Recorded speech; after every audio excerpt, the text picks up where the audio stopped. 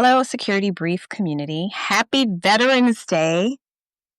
I love veterans. My parents are vets, and I get my sense of duty from them.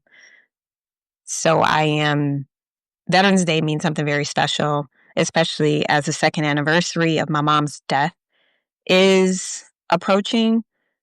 I have been thinking a lot about her service and my dad's service and how their service impacted my life. Growing up, my mom wasn't around a lot. She was always gone. And I never understood what that meant. And I got to be honest, growing up, I had this animosity.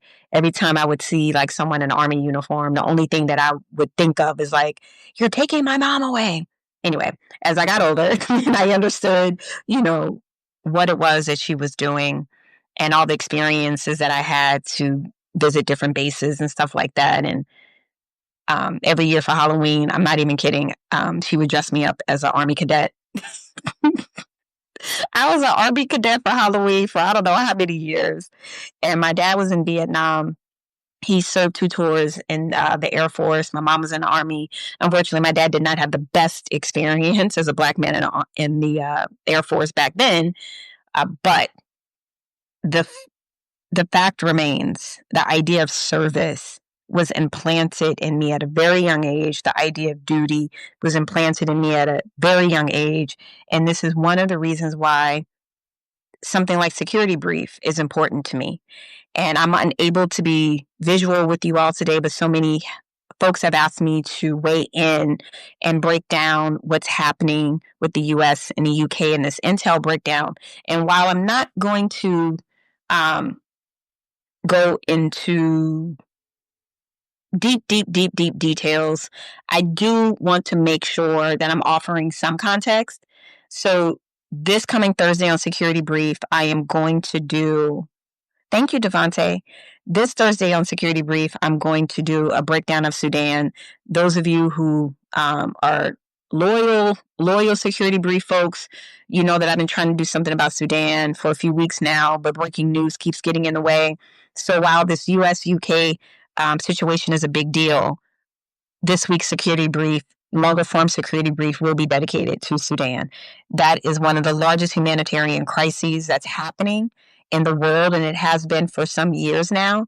And I think critics are right when they say, why is everyone talking about Ukraine, Russia, Israel, Gaza, but Sudan isn't getting the same sort of headlines? And I agree with that. I think all the conflicts, all war is terrible and horrible, which is why I do the work that I do. But I also think that the way media cherry picks what stories are important and what stories aren't important is a problem. And typically the reasons why are pretty clear. I missed Voice of America because Voice of America would be doing a lot of stories right now on Sudan. That was a very important voice, a very important global voice. But I guess this administration disagreed with that. So this week, I want to make sure that I give special attention to Sudan. But right now, I want to kind of dig into a few things that you should know about this US-UK intel situation. And I'm going to give you a brief overview of something called Five Eyes. Anyone who's listening live right now, let me know in the chat if you've ever heard of Five Eyes, because I want to break that down a little bit. And then I also kind of want to talk about why it matters, right? Like, why do these things matter? Why does this matter for your life? But let's just kind of get into this. So the headline is, the UK has suspended intelligence sharing with the US regarding suspected drug trafficking vessels in the Caribbean and the Eastern Pacific. Some sources say that this comes from British officials. Like, I don't think so. Because they're like, wait a minute, where's the evidence for these strikes? And then on top of that, here's the important part. It's not just that the US isn't necessarily providing intel and evidence, but it's that the U.S. is using some British-sourced intelligence, which may violate international law. That's the part of this I need people to understand. That the U.S. strikes have been using British-sourced intelligence that may violate international law. So the UK is saying what we're not about to do is to get caught up in some sort of, huge illegal international law situation. Because really and truly, if this were the other way around, the U.S. would consider that an act of war if Venezuela was bombing boats in the Pacific or the Atlantic. You know what I'm saying? So this is not a small thing. Okay. The intelligence in question involves the UK's use of its Caribbean territories and its Royal Navy, using their assets to trace narco-trafficking vessels, specifically the Royal Navy's GCHQ asset, which helps trace different types of vessels. And that intelligence has historically been passed to the U.S. for interdiction actions. But with recent U.S. lethal strikes on those vessels, British policymakers are screaming that the UK is complicit in what the UN is saying are illegal extrajudicial killings. So far to date, at least 70 plus individuals have reportedly been killed in this U.S. operation. And the British are concerned that this level of lethal force may constitute, again, extrajudicial killings under international law. Extrajudicial killings are illegal. And why this matters and why this hurts for someone like me, a political scientist who is trained in international relations and security studies, is because this is a very special relationship. It's among our closest intelligence allies in the world. And a breakdown in this relationship ripples across multilateral security frameworks and trust networks. So this raises broader questions. If intelligence sharing pauses with a trusted ally over legal or ethical concerns, what does it say about how intelligence is used, how oversight works, and how allied relationships persist in a contested world? Okay, so I'm going to leave that there, but the takeaway is this. The UK is concerned that their intel is being used illegally, potentially being used in violation of international law. That is the key takeaway. That is why the UK made the decision that it made. Now, here's where this gets really, really, really interesting. So to understand why this matters so much, we got to kind of talk about Five Eyes a little bit. And Five Eyes is an intelligence network. So what is Five Eyes? So Five Eyes consists of 5 countries: the US, the UK, Canada, Australia, and New Zealand. And what this alliance does, that was set up after World War II, just like most of our entire international system was set up after World War II. This alliance shares signal intelligence, satellite data, cryptography, and much more. Each member covers particular geographic and technical domains. Specifically, Australia, for instance, monitors parts of the Indo-Pacific. Canada handles the Arctic, Atlantic. The UK and US are known for collaborating.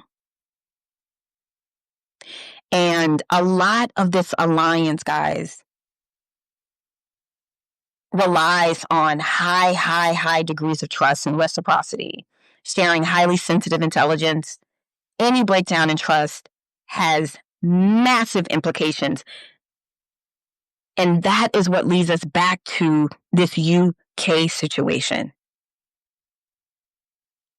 A pause with sharing intelligence with the UK doesn't just affect the relationship between the US and the UK. It could trigger a larger breakdown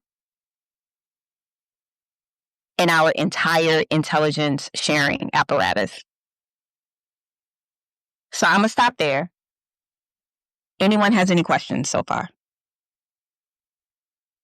Just drop it in the chat. And I will try my best to answer it. And I hope I'm not rambling, because I'm trying to fit in a lot of information in a short amount of time, because I don't have a lot of time today, which is why I'm doing audio and not video. But I wanted to make sure that I came on here and offered some sort of information. So I'll just kind of wrap it up by saying this.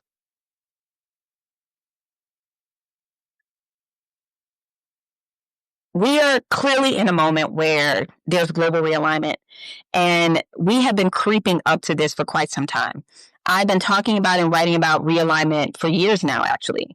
For a lot of people who don't know this, a big chunk of my work in my PhD program was about the first Trump administration. So I was in my PhD program during the first Trump administration. So a lot of the kind of national security and foreign policy things that were happening then, I wrote about a great deal, specifically the 2017, 2020 travel bans, the way that the first Trump administration would make a claim about terrorism, for instance, and then, once you do the due diligence on the other side, you find out that that claim actually isn't true, that the numbers just don't bear out. So where we are now with the second Trump administration was all telegraphed from the first Trump administration, but it's more extreme now because the guardrails aren't there. Those kind of adults, quote unquote adults in the room, are no longer there, right? This is the implementation of Project 2025. This is the injection of Project 2025 to completely reshape not just the United States, but also the United States positioning in the world, right? I'd argue that Project 2025 is actually working against our global positioning in the world. It is actually making space for China to occupy that kind of diplomatic, that diplomatic leader space. We have abdicated that role, in my personal opinion. And now where the U.S. is, instead of continuing what Biden and Harris was trying to do in terms of rebuilding trust, a lot of that trust that was diminished in the first Trump administration, now we are at a very, very serious point with this, that our closest intel sharing partner has basically said deuces to the United States because they can't trust us. So the way that this intelligence sharing system was set up is that allies are supposed to share information, no questions asked.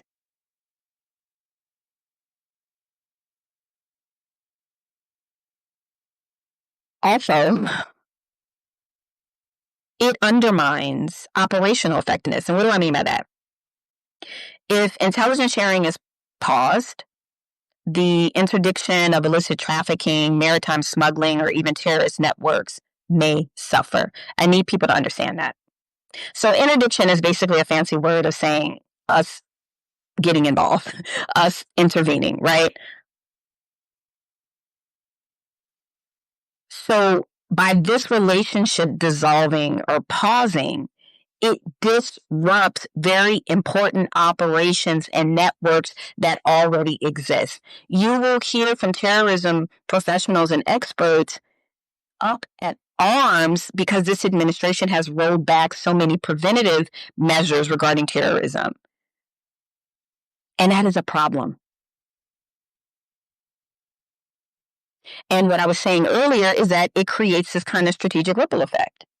Other partners, our Five Eye partners,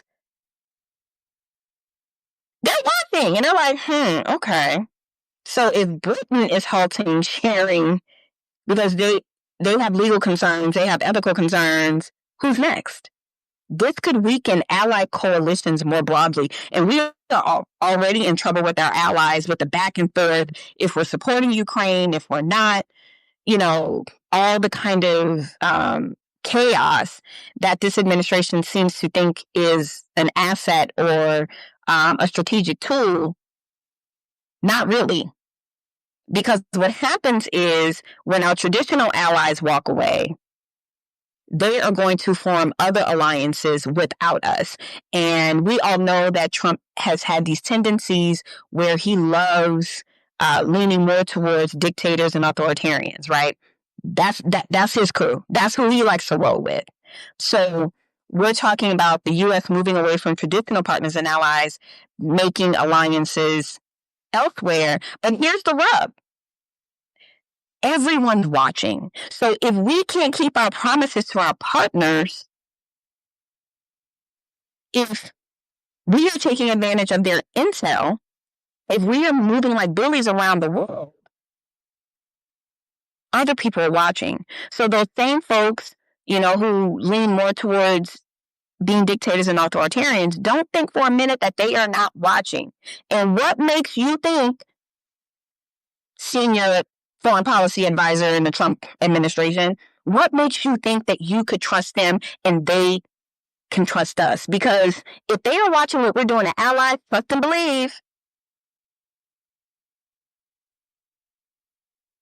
they're not going to feel comfortable with sharing intel with us because they don't know what we're going to do with it. And in the first Trump administration, we had a problem with that, with the president himself telegraphing secret information to other countries. Like at dinner at Mar-a-Lago, at news or interviews. So we have a serious trust problem. So from a policy perspective, it kind of highlights the intersection of hard security, which is what I do, and governance, legitimacy, also what I do.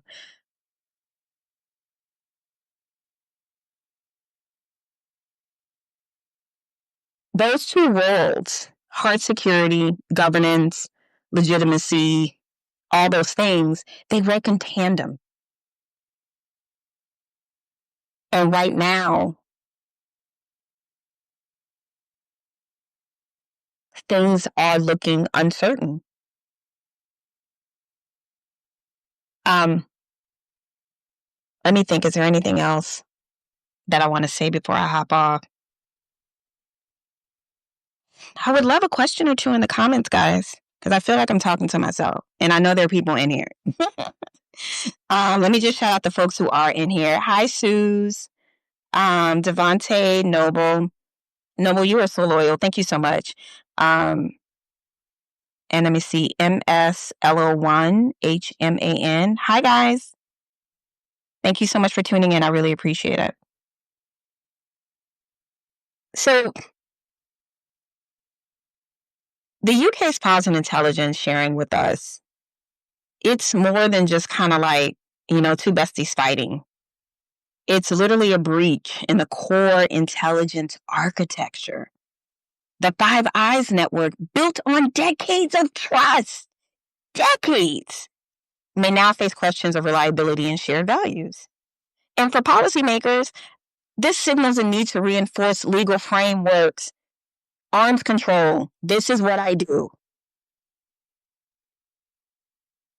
We need to reinforce legal frameworks, transparency, and ethical oversight in intelligence operations, especially those involving lethal force.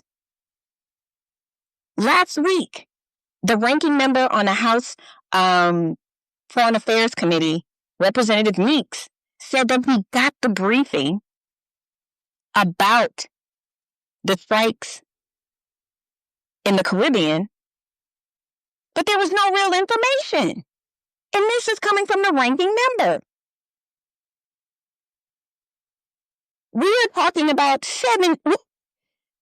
What number of strike are we on? 15, 16? And then every single time there's a strike, Pete Hegseth goes out and announces it. Like, it's like we won at Bruno or something. Anyhow, don't get me started on that. So I want to kind of leave this here. I know, like, a lot of people ask me all the time, like, why do I care so much about foreign policy? Why do I care so much about security? It goes back to how I opened up this live. My parents served. I was exposed to the world in a way at a young age where I understood that it wasn't just about the United States. In the 80s, were we the center of all things? Absolutely, because we essentially went in and we helped win World War II, and pretty much we got a lot of global street cred from that, right? A lot. And before Trump, we made a lot of mistakes where we messed up our own credibility because we were being bullies or because we were doing something shady. And I know for a fact that is something that Biden tried to correct. So, global security isn't just about, I don't know, whatever people imagine it to be, like about spies and stuff like that. And it's really about cooperation, trust, and norms. The reason why this entire international system exists the way that it does after World War II is because there were so many wars in Europe. So the international system is set up to prevent another world war. So I care about global security because I care about American security. They aren't separate. And what I mean by that is, sitting here on Veterans Day, that means you or your cousins, your brothers, your sisters, your aunts, uncles, they could be going off to fight a war. That's why this matters. For a large chunk of my life, my mom was gone. So I know of what I speak. And that was during peacetime. I know what Vietnam did to my dad, who is suffering from Agent Orange, which was a very real thing. And it took a very long time for the United States to even recognize the effects of Agent Orange. And the way that that affects my father, coupled with the trauma from Hurricane Katrina, is my dad doesn't go outside anymore. He only goes to his doctor's appointments at the VA. That is the extent of my dad's life right now. So this is personal for me. Safety and security is personal. I'm going to leave that there. I'm going to get off my soapbox, but I just wanted to make sure that I came on here and kind of offered some sort of explanation about what does this mean? What does it mean when the US and the UK pause intelligence sharing and the implications of that?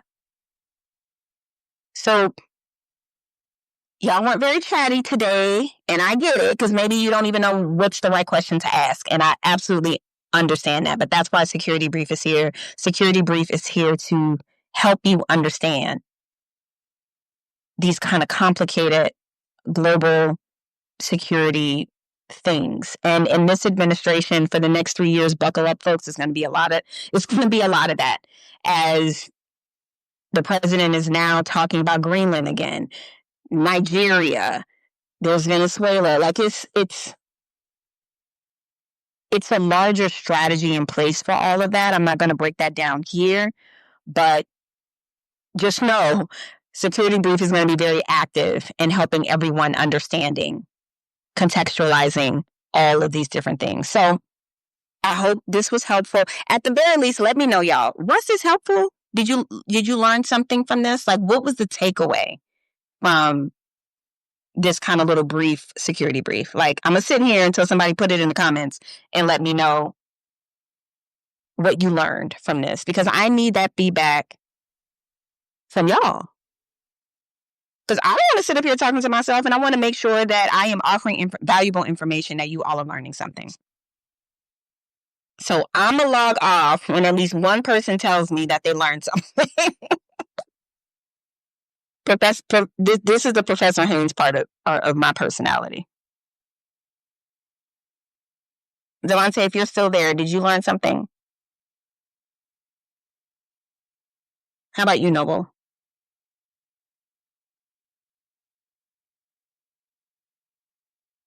Mm-hmm. Mm-hmm. It's 3. Okay, I got to get going. All right, y'all. So my time is short. I actually ran a few minutes over, but I just wanted to jump on and make sure that I offered some explanation of what's going on. And I will see you all on Thursday when I break down Sudan in greater detail, because while the media is just now kind of talking about it more than what they did, this situation's been going on for years. So tune in on Thursday. I don't know what time yet. I will try and schedule it so you all can set the notifications. But tune in on Thursday when I break down Sudan. And I appreciate everybody hopping on today. And I hope you learned something about the UK pausing sharing intelligence with us. All right, y'all. Enjoy the rest of your Veterans Day. And remember to shout out veterans today. They are going through a lot. Veterans are going through a lot, and enlisted members are also going through a lot. Okay? So make sure you show them some love. All right, y'all. Deuces.